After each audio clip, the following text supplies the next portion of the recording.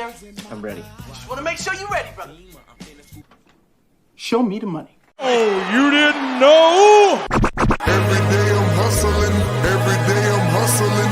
Every day I'm hustling.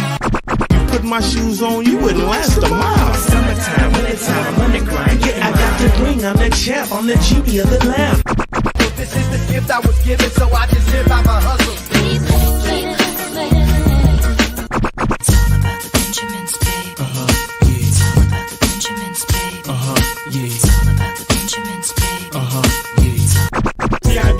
My pocket, it don't make sense, but don't make a profit. So I hustle, ladies and homies. Make money, money. Hold out here for a pill. When they tryna get this money for the real. I want to find a thing to save my life, so I hustle. It ain't over for me, no, it ain't over for me. Here comes the money. Here we go. Money talk. Here comes the money. Show me the money! Okay, let's go smoke that joint. What up? What up? We are back. Fantasy news today. If it is your first time here, this is a Monday through Friday show coming to you at 3 p.m. Eastern time, 12 p.m. West Coast time. And I'm here with Bogard, Scott Free, my man Taco representing the Daily Sporting, and first time on the show, my man IDP Iggy. What is going on, everybody? Hey, pleasure to meet you, IDP Iggy. Chilling, man. I'm mourning for Marcus Mariota. He's heading to that IR with the quad injury. From just one play, right? That's all he played in that game. It looks good, but that was all he could handle. Good enough to be the second leading rusher on his team. Yeah, right. That's a good point. Okay, how about this? Move Josh Jacobs right now. I would. I don't have any Josh Jacobs, but if you can move him, this guy's going to be a headache all year. Huss, we didn't talk about this behind, but is there an issue with Josh Jacobs coming up? I think I saw that he was on the injury report, but I don't know exactly what's going on. They said everything. I couldn't tell if that was a meme or if that was. I real thought they life. were talking about like a bagel. I'm like, what is this? A bagel? Like, they were like, they're talking about his injuries. What's wrong with him? Everything. He didn't. Yeah, he didn't practice yesterday. We talked about that. Yeah, they just didn't really disclose too much. I know it was something with the ankle, and yeah, he's got a lot of issues. There's a lot of issues in Las Vegas right now. Fire up Kenyon Drake, baby. Yes. I swear though, Josh Jacobs, mark my words. He is touchdown reliant. He's touchdown dependent.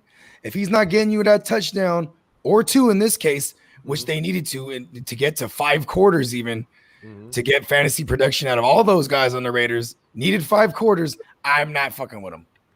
I don't know. He got denied one. Carr messed up doing that loud snap count. They should have just went on first down, handed it to Jacobs. Then Carr should have done that bullet, bounced off his head. You just hand the ball off to Jacobs. The man's already got 2. Football 101. Throw that analytics out the window when you get on the 1 yard line. Just go. I tell you this, man. Drake was shockingly impressive because they were using him a lot in that passing game, and I was just sitting there. I was like, these are little cheapy points. He looked like James White out there. Come on, Jalen the Rocket Richard. He was like a deep league play or a DFS play over the years because Carr's just gonna live in that shorter A dot, and he's gonna find that line. That line is bad too. So pressure's coming. Ball's got to come out quick. He feels like this year's what's his face, J.D. McKissick and Naheem Hines. That's what he's feeling like. That's a strong take. Bro, that's solid. In most teams, that's a flex or RB2 on bye weeks, or if you went heavy everywhere else or went RB0. These are guys that are starters. Yeah, I'm not mad at that at all. All right, before we get into our first topic, I got to remind everyone, smash the like button. If you're watching this anywhere like Facebook, Twitter, Twitch, make sure you hop over to YouTube, Fantasy Football Hustler, go subscribe, and then go subscribe to the GMM network. Go do that. Knock out both of them at the same time. And get subscribed on my channel, Fantasy Football Hustler. You get entered into the Ricky Williams signed jersey giveaway. We're about 150 subscribers away from this one being knocked out. So probably about a week or two away from that. And Bogart, why don't you tell them about everything you got going on, then tell them about Monkey Knife Fight as well. Yeah, so, you can find me at the GMM Network on everything. Definitely subscribe to the GMM Network on YouTube. We are giving away good fantasy karma. So just sign up, and it's great karma for you. You know what I mean? And definitely be sure to sign up to Hustler's Patreon. You're going to find Bogard's rankings there. And, every week we're doing fantasy football. I mean, the real fantasy playmakers.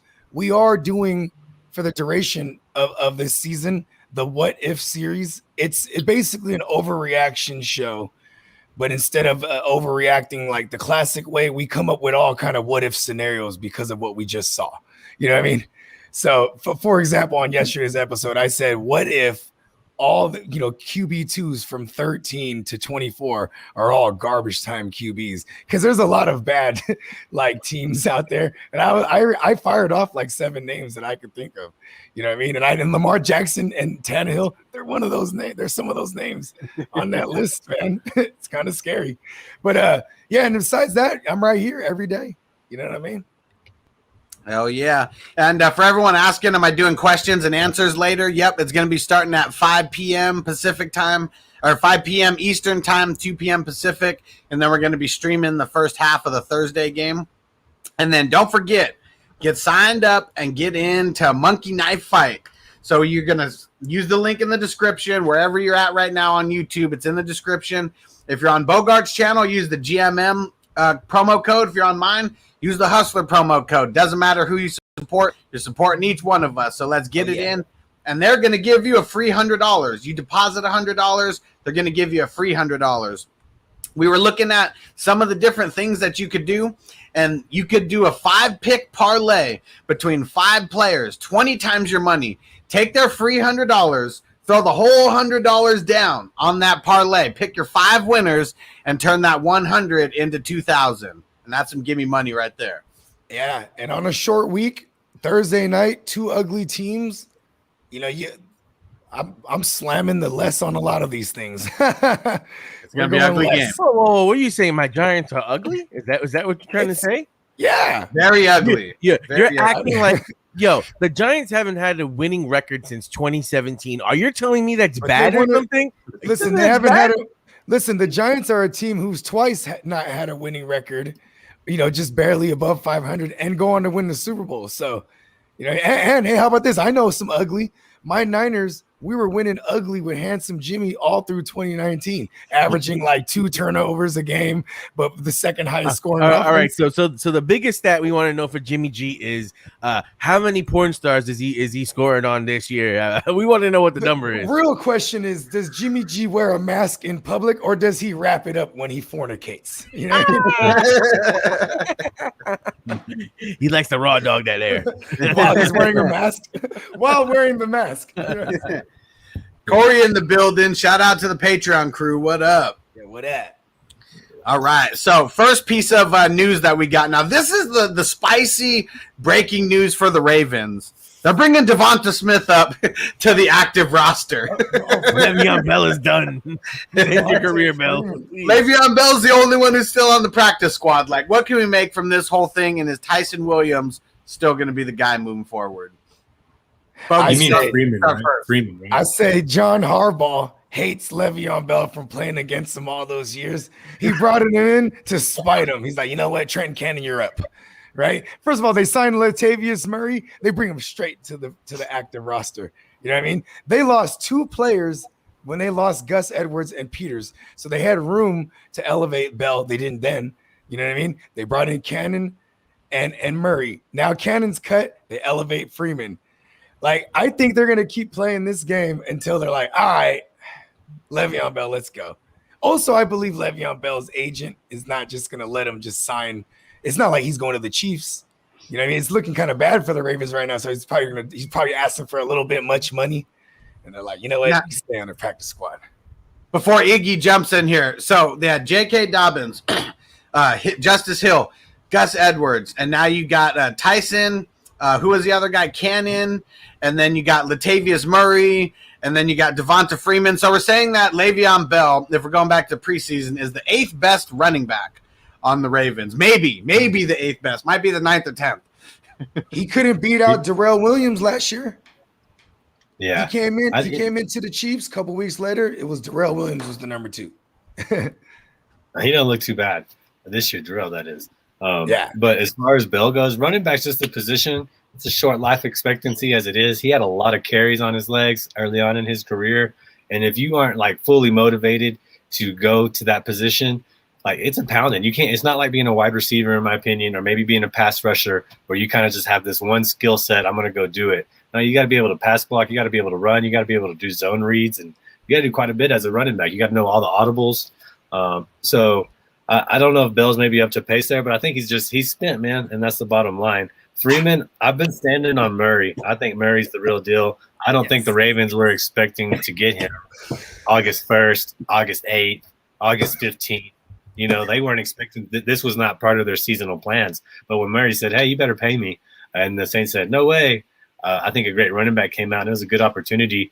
I got a pretty good debate with somebody on social media, and I was like, dude, if you go back and watch that fourth quarter when they were trying to win that game, Tyson Williams came in the overtime, but they trusted Murray with the pass protection. They ran him the ball a lot more in that point.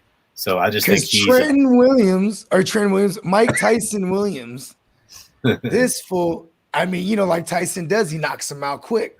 Came in there, boom, punches one in the end zone, and then he was the one taking the blows later. You know what I mean? You take Mike Tyson the distance, bro, and he took a big blow when he got exploded on a blitz. He was supposed to shred that blitz. He got shredded, and then they got to Lamar. That's not good. And didn't he fumble as well somewhere in the game? I think he fumbled out of bounds, so it really didn't count. But I mean, I think the thing it happened.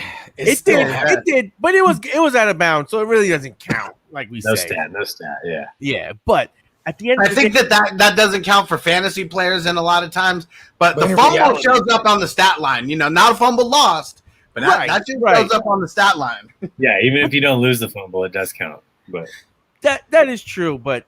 At the end of the day, I think the point is this. He right now knows the playbook better than anyone on that team as he's been there the longest. So I think for the immediate short term, he's going to be a guy that's going to factor into this backfield.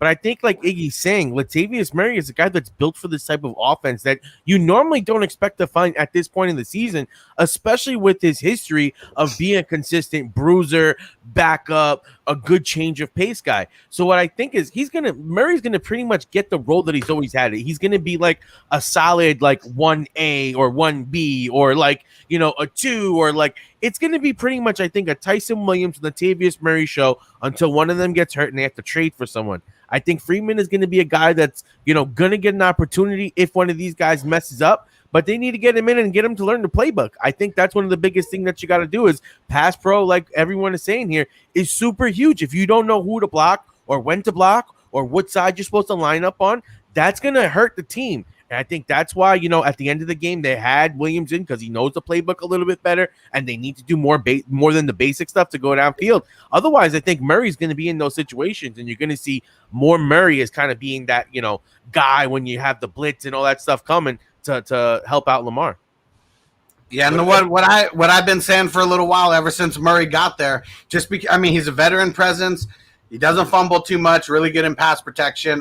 Tyson Williams, he's going to be that new like J.K. Dobbins almost. And then Latavius Murray is going to be the Gus Edwards, coming in to clean it up, run out the clock at the end. If they can. They couldn't run out the clock versus the Raiders. That shit was going all the way until overtime. That's going to make a difference. This is how bad it is. The Raiders were trying their best to lose the game. Yeah. And here's I was talking so much shit about the Raiders too, man, and I still stick by it because the Ravens just might be that bad this year on defense. That losing Marcus Peters, like they were just wherever Marlon Humphreys went, they would go a different direction. There was even one point that kept going to Renfro.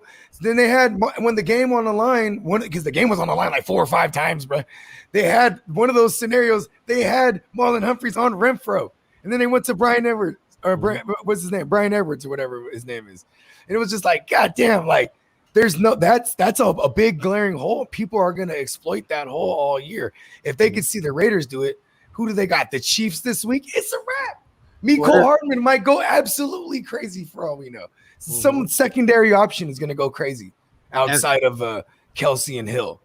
And one thing about Humphreys too is, they're used to playing man on man. Like, it's different. Like guys like Jalen Ramsey, who's used to playing the zone a lot. I mean, they always had two monsters there. Now with Peters going down, like that is really big blow to any team, but huge to the Ravens.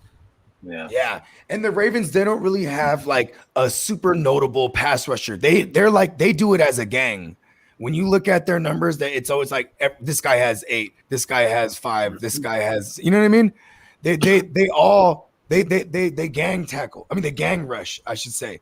So like when you don't have one standout guy like that, you need a secondary that's going to lock everyone down so you can get coverage sacks. Like look at the Patriots. They're the same way.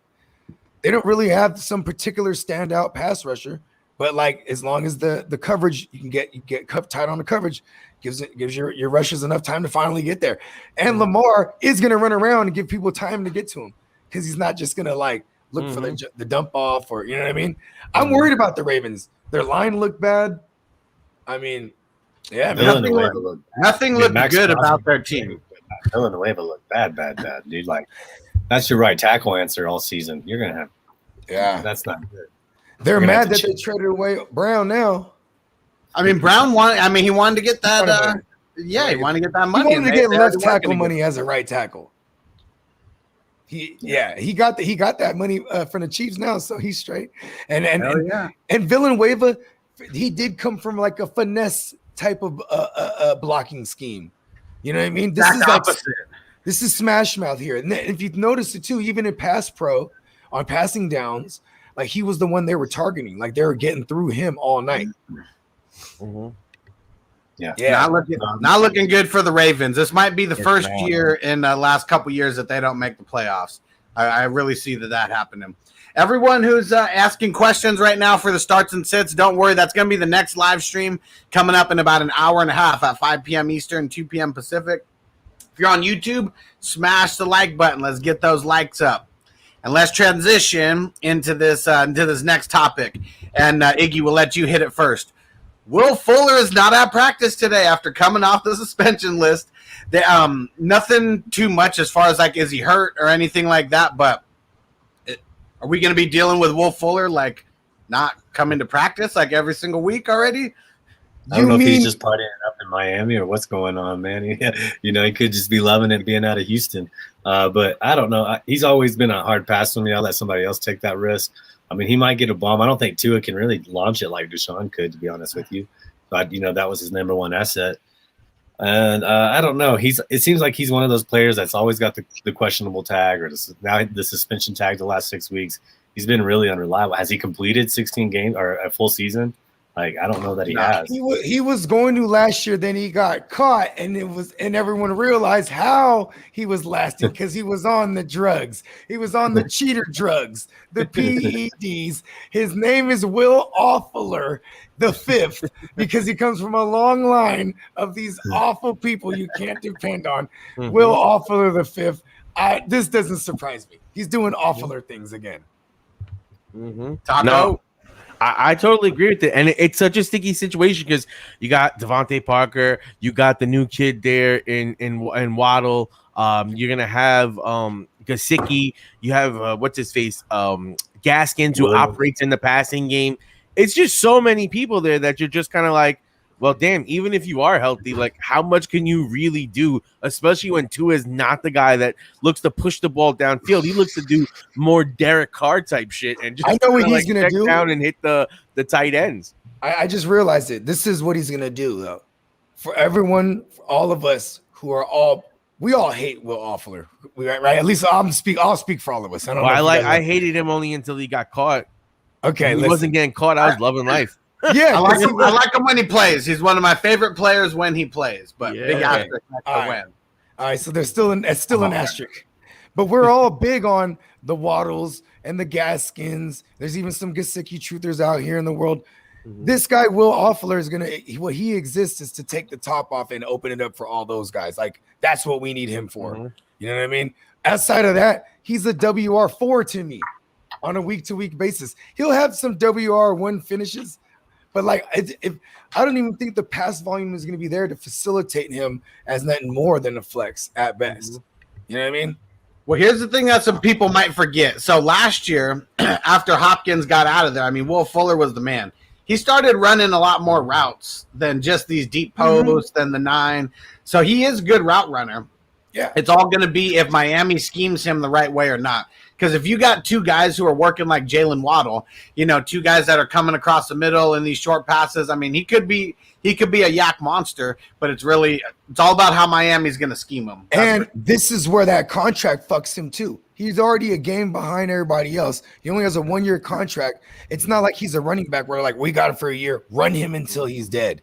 He's Will Fuller.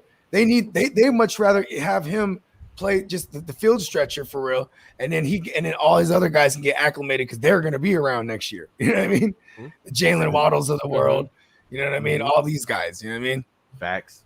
Yeah. All right, let's move over to the Jets. Jamison Crowder has been activated off the COVID list. Taco, how do you think he mixes into this first game back? Yeah, we were talking about this a little bit yesterday, and I really think he's going to be a short yardage guy. I think with the running back and the running game not getting much traction, and with that offensive line suspect, especially with no Becton, that you're going to see him operating in short spaces. You'll see Corey Davis in the middle to deep ranges, and Elijah Moore, I think, is going to move down the depth chart a little bit. I think you're going to have to wait a little bit for that breakout, and that's going to be closer to the back half of the season. And I think Crowder is going to give you sneaky value. I think a lot of people completely underrated him and forgot how good he is in fantasy football. He can get you 5 to 6 catches a game. It's pronounced Crowder. It's French. Get it right. Man, you know what? Hey, let's back the truck up. That's how I feel about Jamison Crowder. You know what I mean? That's the hate.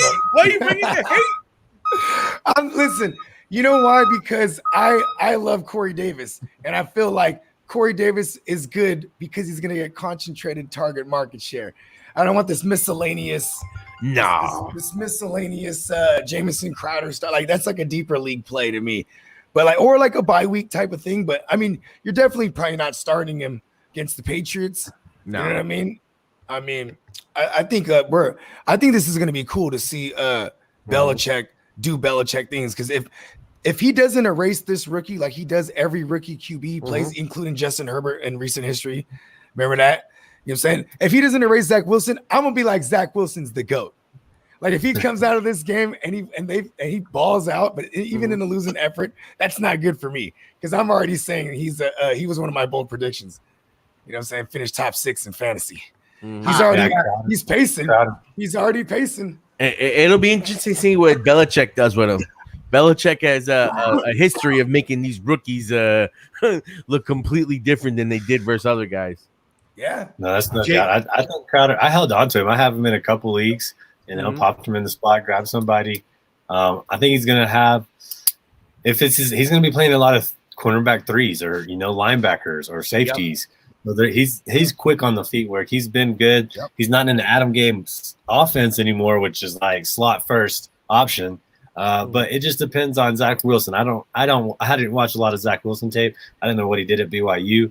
But if he feels comfortable with Crowder and they're playing in a lot of garbage time and they're playing off coverage, I think there could be a good chance at hit for you PPR lovers for him to have excellent high, mid wide receiver 2 or up potential on a weekly basis.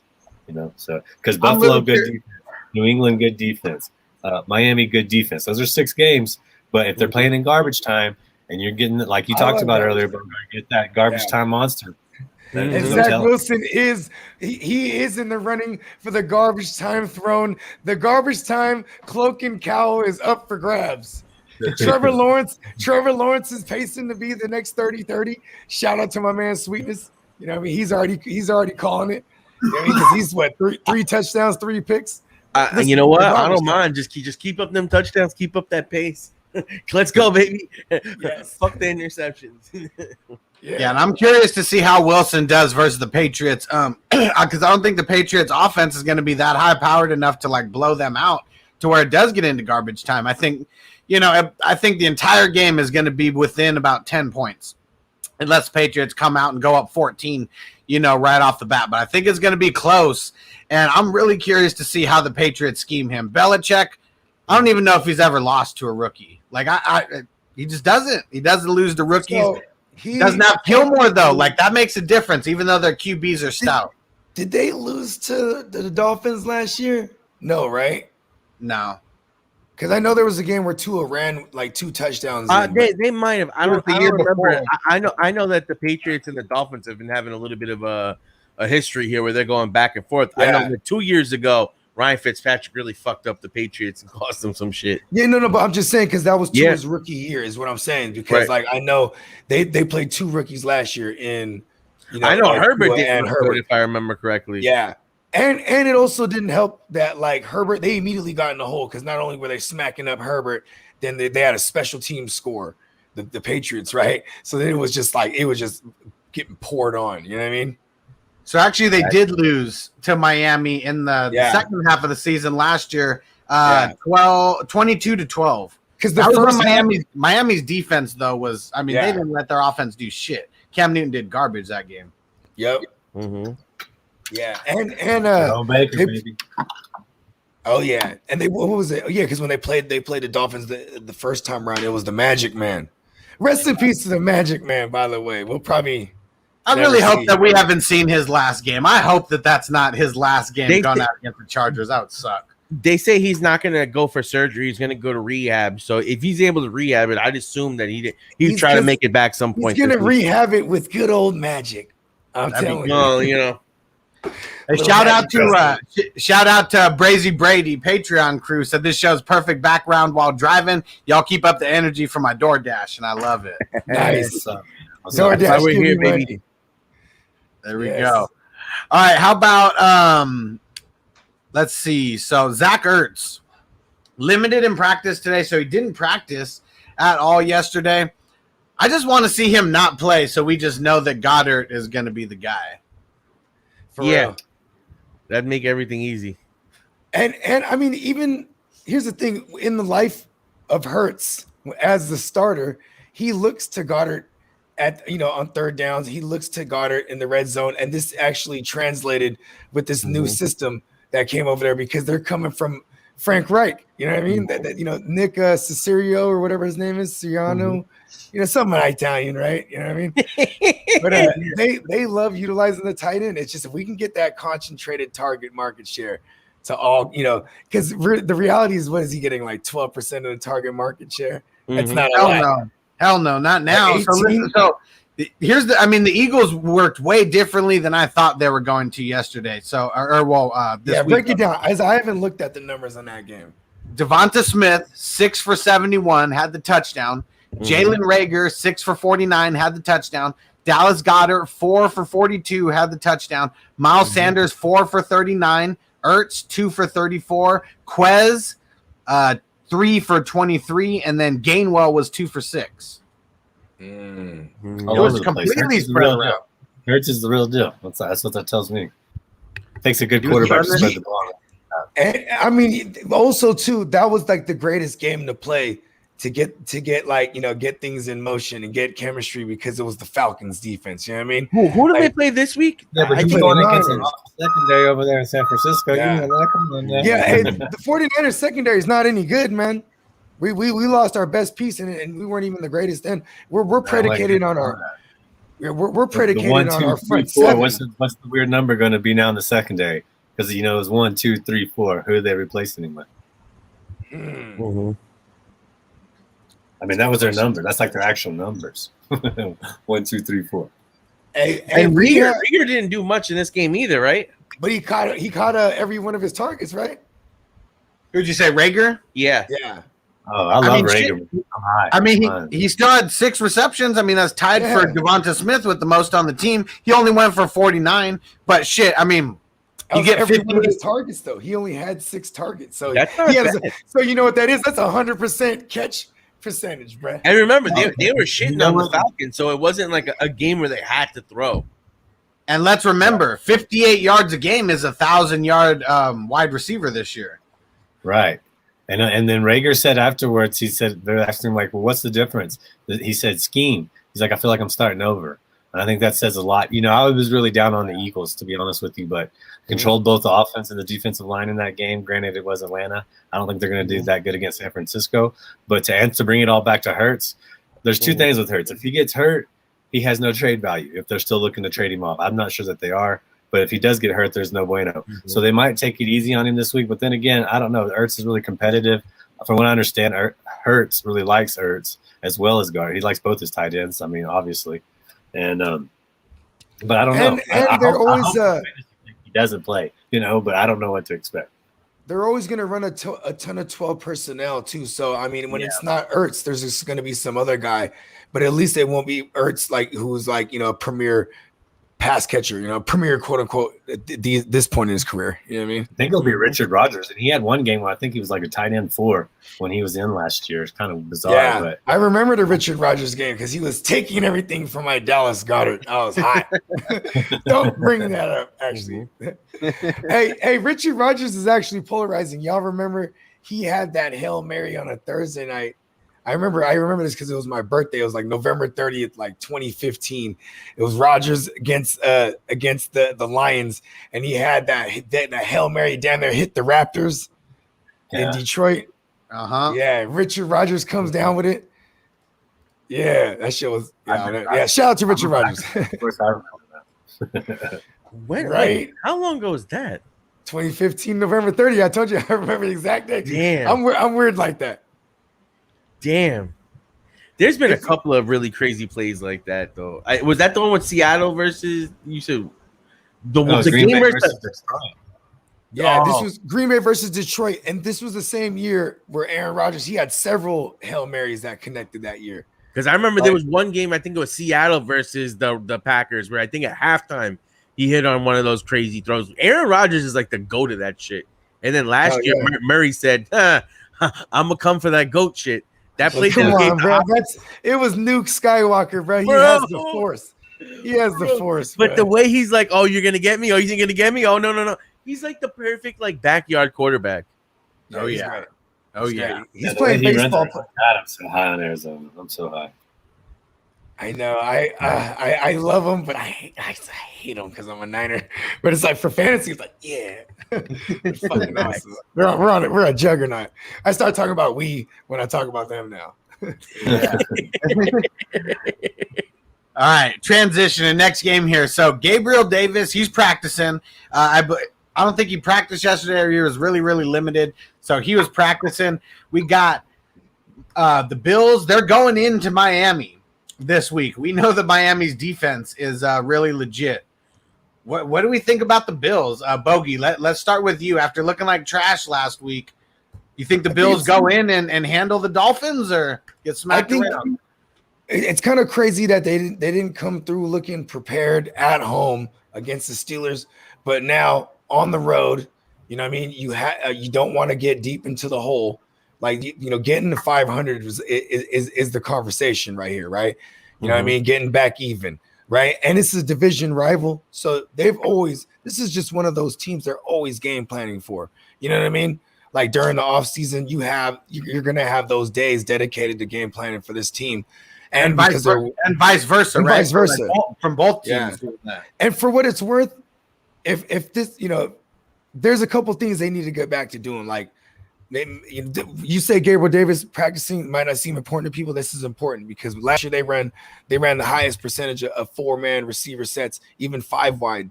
You know what I mean? They were at the top of the league doing this, and it worked out. Like that shit worked because he could deal.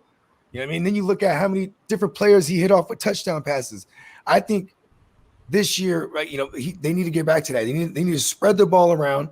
I mean, for fantasy, I hate this because Diggs might have a bad game. He's going to have Xavier Howard on him. You know what I mean? And Josh Allen needs to deal to everybody else. Like this has got to be a get back game. There's going to be single coverage here and there on the outside because they'll be willing to leave Xavier Howard on Diggs, just them alone, and then. One time or another, you're going to have to keep a spy on Josh Allen, and someone's going to leave Gabriel Davis or Emmanuel Sanders or one of them out wide by themselves, and Josh Allen's going to hit them off. Like, this is that get-back game. You know what I mean? And Cole Beasley had second most targets last week, but he was in the double digits. And Emmanuel Sanders was on the field, I think, more than all of them. But I think Gabriel Davis is a good touchdown player. He's going to be a touchdown-dependent guy. But he's so big, and he's such a big, and he's going to be on like cornerback 2 or 3 every red zone opportunity. And then the other thing, Josh Allen has a lot of faith with him. yeah, the other thing is they don't really have a tight end, so they have like a lot of good possession receivers who can go in and make the catches, and they're not necessarily have to go vertical, but they can get the possessions. Then you got Josh Allen threatening to run any single time. Like they're basically playing like a college offense. Like, all right, we're gonna spread you out, we're gonna throw it, and if you have that covered up, Josh Allen's gonna run and get a first down. You know. I do like the Bills in this game, though. I think like coming off a loss like that, like I would have been screaming louder for them. They're coming off a win, you know what I mean? But I think this is a team that needs to get momentum going. They had momentum going last year. Then I forget who they lost to. They lose to somebody, but then they beat the Seattle Seahawks, and then they were back on their momentum shit. You know what I mean? Like this is that team. They're a rah-rah team, bro. They they're gonna go out there and punch this team in the mouth, bro. I'm telling you. For anyone who may have watched a little bit of that game or went back and watched some film, what was the reason why they lost? Was it their offense, their defense, or the Steelers just dominate them, just completely dominate them? I think it was Josh Allen. Josh Allen's decision-making. Like, I think it goes credit to that defense. When you're able, the Steelers, and this is why the Raiders are going to have a hell of a time this week. When you can bring pressure with Tuitt, Hayward, TJ Watt, and Melvin Ingram, and you can sit back. Schobert doesn't have a lot of tackles. Why? Because he's watching Josh Allen. He's basically spying him. He's making sure he's covering that middle of the zone. And when you can do that, and you have such a good front four like they do, their back end's great. Minka Fitzpatrick's already one of the best DBs out there for reality, you know. And I think it's a credit to Mike Tomlin, his halftime adjustments, and a great defense. That people shed on the Steelers because it was all about Big Ben. I was like, man, y'all are neglecting what carried them to that awesome start. You know, and I think that's more of what it was, to be honest. Josh Allen fell out of rhythm, but a defense can make a quarterback feel out of rhythm, you know? For sure. I got to tap out. I got to go grab the kids up. It's a minimum day on a Thursday, so I'll tap in with y'all. Great, you know what I mean? Y'all have a great rest of the show. Yeah, keep it funky, Logan. Who you got winning tonight before you go? The Giants or the team formerly known as the Redskins? Where are they at? Are they in Jersey? They're in Washington. I believe they're in Washington. Washington. I'm gonna give it to Washington. It's a couple of days ago that they've just lost at home. They want to get the taste out their mouth. Defense is gonna have fun beating up on Danny Pesos. You know what I mean? Saquon Barkley over or under 50 yards? Under. I say under. Like I can give him over. I can give him over for all purpose yards, but I think rushing he's going under. No touchdown. 0. Sit him. Trade him before the game starts, because then you're not gonna have no. I got offers open. After the game tonight, his value is going down. I'm sending a motherfucker like Justin Jackson or some shit. I'd be like, listen, man. I got Fourth string running back. Fuck you. You ain't even round 3, man. Savage. Yeah, for sure, y'all. Peace. Later, man. I already know. Let's talk about that game because there's some hold on. right? Yeah, hold on. Before we get into that game, Monday night stuff, Tyrell Williams still in concussion protocol pretty much every day that he's out. It looks a little bit less likely that he's going to play. Let's say he doesn't play.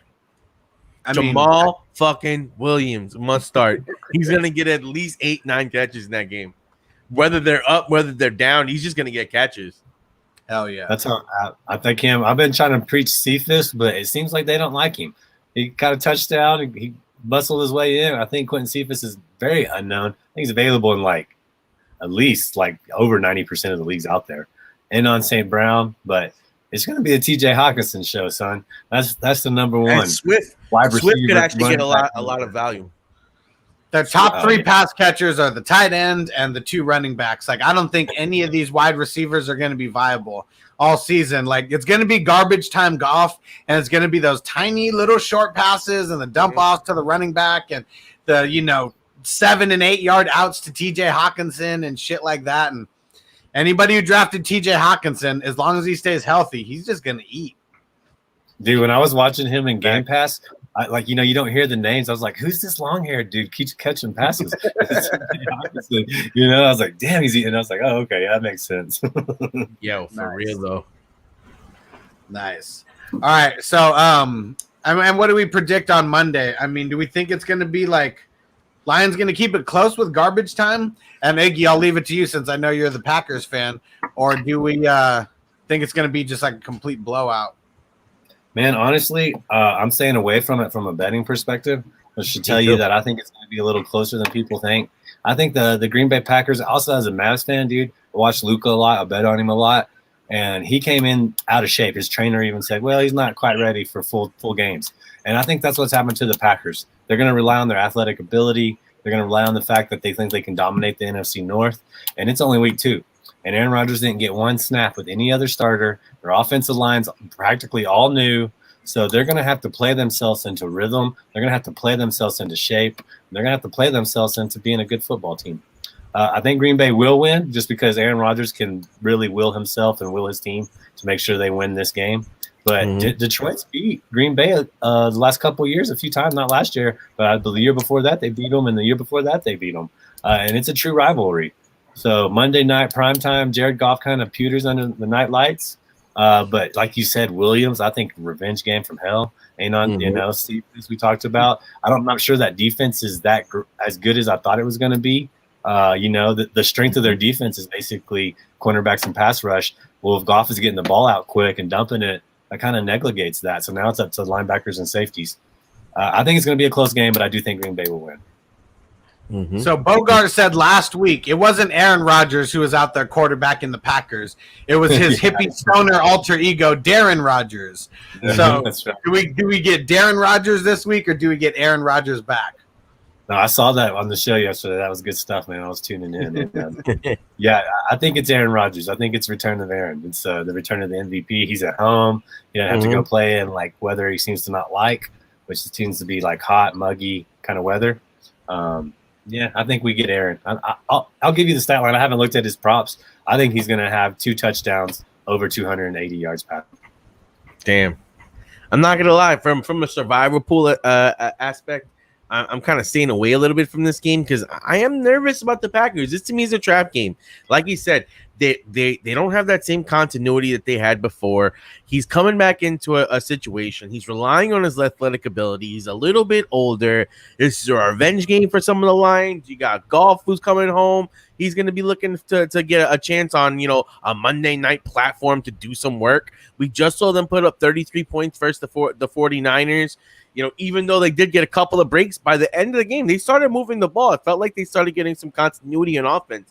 So it kind of scares me. And that defense of the Packers didn't look good versus the Saints. So it's not like we're looking at the same Packers defense that we saw last year. It looks more like the 2019 Packers defense, which wasn't really good.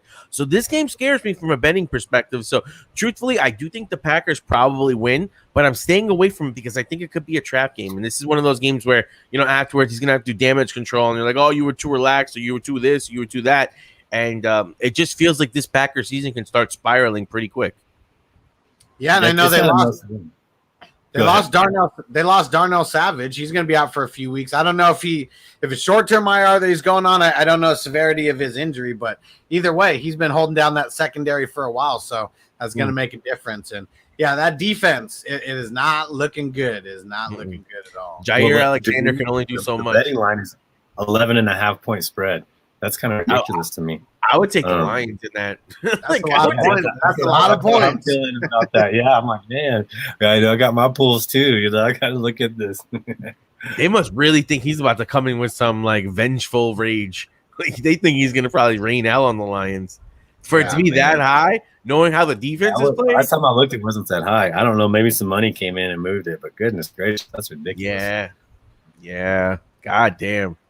All right, let's talk about today's game. So, some news. I mean, Evan Ingram, they said he's not going to play. He's already been declared out. Antonio Gibson, he was a full go at practice yesterday. So, after being limited on Monday, he's good to go.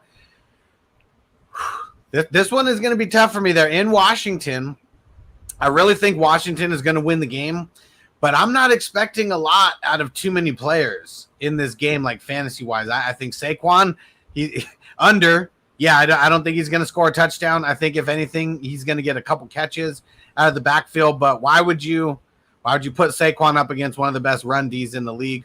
I think Gibson and McKissick, I think if you could play anybody, it's those two guys. Gibson, I think he's going to be fringe RB1. Gibson, I think, is a good flex play. I think that Shepard is actually going to be someone that you could look at this game as being a viable contributor. I'm interested to see what they do with Galladay because we haven't seen him enough to really know what's going on there and how Daniel Jones is going to play with him because Daniel Jones and him haven't had that time together to have that chemistry, whereas him and Shepard already have it, and you saw that paying dividends in week 1 with Shepard looking like the better wide receiver. I think that Shepard is almost a must play if you're doing DFS for this game or if you have him on your bench. This might be one of those games where if you have a weaker play, you might want to give Shep a shot because he's been scoring touchdowns and he's been getting catches. Once again, don't leave him in your flex. I mean, DFS obviously come wherever. For your regular lineup, get those Thursday people in the regular starting positions. Pro code, just got to make sure you do that.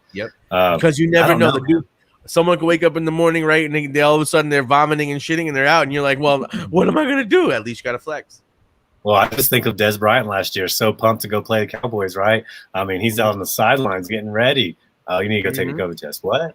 Yeah. I mean, that's the reality of it, That's the reality of it. So always try to put them in there. Always check last second. But, man, you ruin your flex for the weekend.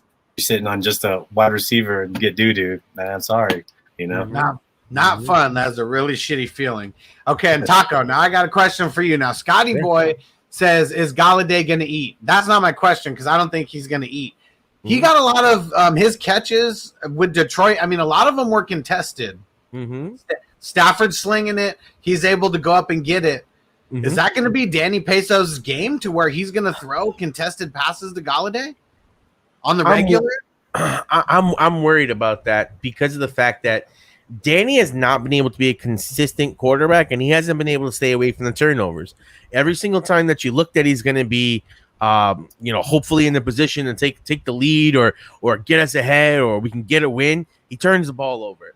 So for him, I think these turnovers have gotten very much in his head that he plays it safe and he plays it scared. So now, if you're telling me he's going to make contested throws to Galladay, knowing his turnover history, I think you're going to have to look at that sometimes, and he may look away just because he's like, well, fuck, I don't want another turnover. And that's a little something that does scare me a bit, and it's psychological, and it's going to really happen because, like you said, Kenny Galladay is great when it's one-on-one. That can come down to anyone's ball, and is Danny going to really want to get, quote-unquote, another turnover? He's going to be like, let me check it down. Here you go, Shep. Here you go, Slayton. So I got to see him play. I got to see how because if they just have that natural chemistry, that supersedes everything because then all of a sudden he can hyper target. But we don't know that, and that's a bad part about no preseason and with all these training camp injuries and with all the secrecy. We're into week 2 and we still don't technically know what kind of role the number 1 wide receiver on the team who got paid a lot of money is going to technically have, and that's scary. That's scary. And I think Daniel has just a lot better rhythm, obviously, with Shepard too, man. Yeah, that's just something else. It's just chemistry. The rhythm, it's an underrated part of fantasy. It's an underrated part of betting because when pressure gets on, you're going to go with what feels familiar, what your muscle memory is. That's the route. He's right there. I know and having good experiences with someone then gives you to the tendency to lean and lend yourself more towards it. With having bad experiences and putting him in a situation where you're basically going to say, hey, you've never really done this. You've always failed at this. The media is always on your back. Hey, go make that play. And he's like, well, fuck that. I don't want to be crucified on the back page. Danny Peso's another turnover. Like, you don't want to hear that shit, man. So that does scare me a little bit when you think about how Galladay plays and how Galladay eats and what Danny's position is. What they need to do is they need to go get Aaron Rodgers for these Giants and let Aaron Rodgers have Kenny Galladay, and we'll be fine. Yeah, that would be pretty crazy. That would be nuts. And even in the last game, you just see Kenny Galladay. He's warranting more double teams, than Shepard, and nobody else was even worth double teaming. I don't even know if Shepard got any double teams throughout the game. And then you're always going to have the best cornerback on Kenny Galladay as well. So mix that in with Danny Peso's probably being a little bit more conservative. And I guarantee you, if he fumbles in the game, he will not be targeting Kenny Galladay, with contested catches, because you get one turnover, like Taco said, it's all psychological, probably in his head half the time. And anyone asking questions in the chat, the question and answer live stream is going to start in 1 hour from now. The link is in YouTube. But Huss, don't forget, they have a shortcut. If you send that super donos in, Huss said he got you right now, and you get all three of us to answer your questions. You're getting bonus. You're getting 3 for 1 right here. So make sure you throw in those super donos, baby. Super chat for those who don't know what that is. And yeah, straight cash, homie. Anytime you throw down the super chat, we got you. You cut the line right away. Go ahead, Iggy. There's an offensive lineman also out for the Giants. It came out this morning. I can't. Do you know the name? Something with the E. Last name with the E. I think I can't think. I tried to look. I know Ingram was out, but I know that they made some changes on the offensive line as well for the Giants. The new BJ Penn guy that they had just traded for is going to be starting at center. So they're going to be moving over Nick Gates. So they're going to be shuffling. I think last week we saw how bad Nate Solder looked. The offensive line looked horrible. They were blocking themselves at one point. It's like, oh, there's a defender. Oh, but I'm blocking the running back. What the fuck? So I just don't know what to expect here with that vaunted, not Chargers. Why do I say Chargers? Formerly known as Redskins defensive line. They need a name, man. I can't call them the Washington football team. That's just awkward. So I got all the memorabilia over there. I got the football helmet, and I went and got this as soon as it changed. I was like, gotta get the trifecta, man. Yo, facts. Yeah. That shit's going to be worth more later. So I see who it is. It's Shane Lemieux. Is he a starter? Not that I'm aware of. At least not right now. Okay. That's gone, though. Something to keep an eye on, Because this offensive line, they already made some shuffles. During right before the season started, they made 2 trades to try to bring some people in. Hernandez was good in his rookie season, but since then he's kind of like gone down. Thomas looks like shit. Soldier looks like shit. Gates is the only one that's pretty good, and he played center. The new guy that we got is going to be playing at center. So let's see if that makes any difference with adjustments and with that. But I feel like that shit should have been done before the season started. We should have been seeing this in preseason, not now, you fuck boys. That's what I said. Gettleman and Judge are gone by the bye week. If New York loses this week, 3-4 hard, 0-4 New York. The Giants cannot lose this game. I don't give a fuck what anyone says. The Giants have their backup quarterback in Washington. You have all your weapons available. Kenny Golladay is full go. Don't give me this bullshit anymore. Danny, go get the fucking job done. And if you can't, go sign Cam fucking Newton and sit your ass down. Period. Like, that's where we're at right now. I'm tired. I bet that's odd. Oh, and fire that dude. Before we even fire anybody else, fire that fucker. All right, so here's my prediction for tonight. Everybody can give whatever kind of predictions you want to give, but I think that Washington's going to win it 17-14. Washington's not going to cover the spread. They're going to be the under. They're going to be under the 40.5. And I believe that Gibson is going to get 2 touchdowns, 1 through the ground rushing, and then 1 passing. Or 1 receiving, not passing. I think Saquon shocks the world and actually has a good game. I think they were holding him out last week so that they can be ready for this week. I think he may not get all the touches, but he'll get a decent amount of touches. I think the Giants better win this game. I'm not going to give a prediction on the score because it's too close to my heart. All I'm saying is the Giants better fucking win this game. That's all I'm going to say. That's all I'm going to say. I'll predict a very slow game, very try to control the pace kind of game from Washington in New York. So a lot of play action, a lot of runs. For my bets, I do think Washington's going to win for a score. I'm going to go like 2017, maybe 2016, something like that. I expect a lot of field goals. If you have kickers, I think you got a pretty good chance with both of these guys tonight with these red zone defenses. For my bet, though, I just want to say real quick, IDP prop tackles plus assist, Logan Ryan over 5.5 plus 125 on a DK. He had 60 of the 66 snaps last week. They're doing something with Peppers. I don't know what the hell's going on over there. But Ryan's good to go. And then for my betting, I teased everything. So under 50 points, Gibson to have over 40 rushing yards, and Washington to at least not lose by 4.5 points. All that comes out to negative 125. Go build your bank with that because I don't see any of those 3 things not happening. Mm-hmm. Yeah. Mm-hmm. And then, Heather, we're not doing any questions and answers right now. The question and answer live stream is going to start in about an hour. But if you hop over to YouTube, you can cut the line. And, that's going to be going down soon. Remind everyone to subscribe on YouTube, wherever you are. Hop over to YouTube, Fantasy Football Hustler. And we got the Josh Jacobs signed jersey giveaway. Super close to this. It's going to be going down in probably about 2 weeks. So get subbed up so you get entered in that. And get signed up at Patreon, patreon.com/FFHustler420. Get in the crew, get in the 420 crew. We got a live Discord chat that is going down 24/7. Get your questions answered, everything like that. Get on the superstar tier or the elite tier so you get DM access to me. And if you really want the red carpet rolled out, get on the all access tier or the ultimate supporter tier. If you got a grip of leagues, trust me, you want to be on that one. Those ones, I'm going to help you dominate your trades and literally every aspect of your team. We're getting out of here. Taco, why don't you tell everybody where to find you at? Everybody, you can find me at TDS Taco on Twitter. Find me at TDS Blitz on Instagram and the Daily Sporting everywhere else. We're going to keep it funky fresh. I'm going to be bringing you a little bit of players post waiver wire that are owned in, I want to say under 50, but we'll get a lot funkier than that for you guys to keep you ahead of the curve. And Iggy, shout out everything you got going on and where everyone can find you at. Everything can be, I'm a 5-day-a-week podcast, guys. I'm always grinding. I'm crunching out articles. All that's at Iggy'sFantasyandBetting.com. You can listen to the podcast there. You can subscribe to your favorite platform on YouTube. All kinds of articles for you. I'm IDP Iggy on Twitter, Iggy's Fantasy and Betting on Facebook and on Instagram as well.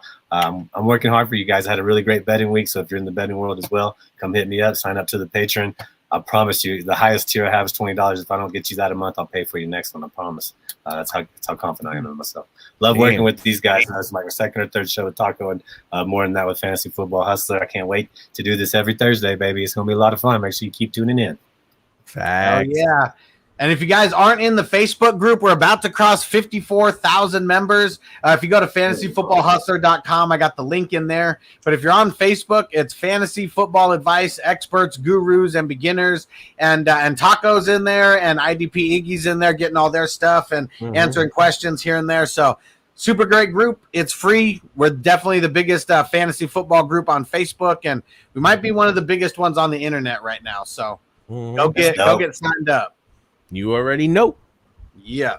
So we'll see you guys later. We got the Start and Sit live stream coming in about an hour from now, and then we're going to be streaming the first half of the Thursday game. So we'll see you guys then. Peace out.